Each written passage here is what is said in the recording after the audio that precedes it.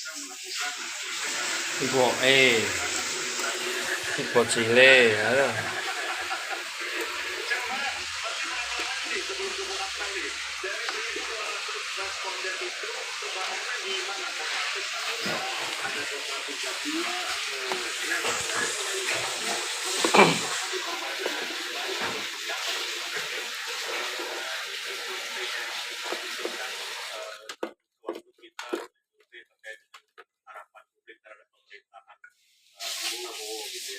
Jadi memang survei ini survei panjang representatif secara nasional.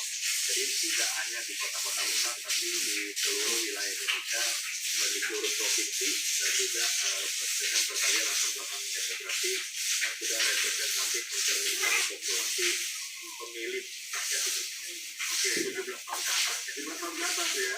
Nanti habis ini pokoknya indikator politik Indonesia bikin survei analis sepak bola favorit pasti gimana membaca ini hasil survei betul. Ya artinya kalau kita berbicara tentang survei pasti dasarnya cukup jelas dan kuat. Tapi saya melihat hasil survei yang dilakukan oleh indikator ini memang ada faktor yang Tutup lah. Saya pendapat dengan hasil ini artinya ini Tutup lah sa. Yang pertama ini kalau dalam teori ekonomi ada dua hal yang kemudian membuat daya tarik dari naturalisasi ini tinggi. Yang pertama adalah prestasi tim nasional.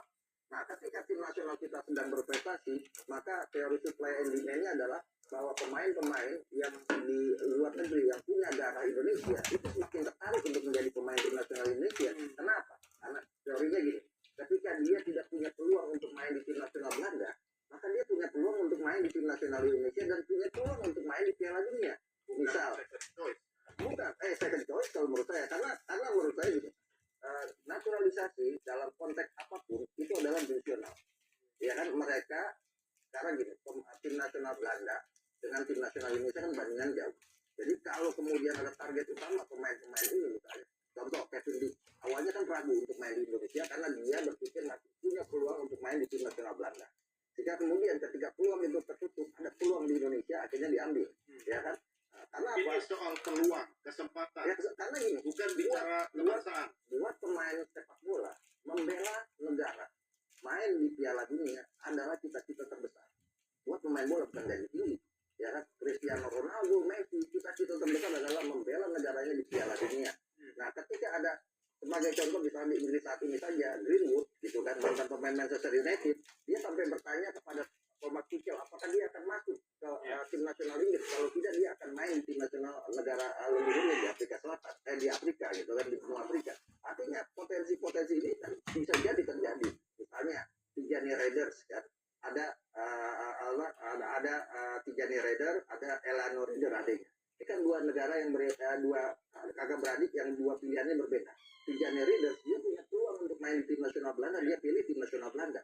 Ketika Elano Raiders tidak punya peluang untuk main di tim nasional Belanda, ada peluang dia membela negaranya Indonesia, negara leluhurnya, maka dia pilih itu. Barangkali nanti Indonesia lolos, Belanda lolos, akan ketemu di putaran final Piala Dunia 2026. Nasionalisme juga ada dong di sini. Ada dong, ada, pasti ada. Tapi kan yang menjadi sangat penting saat ini adalah bahwa ketika mereka datang, ekspektasi publik akan sangat tinggi.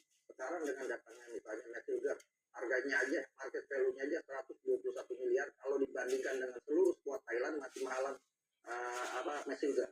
Di seluruh squad Malaysia, seluruh squad dari Vietnam masih mahalan Messilger. Artinya dengan harga yang sangat tinggi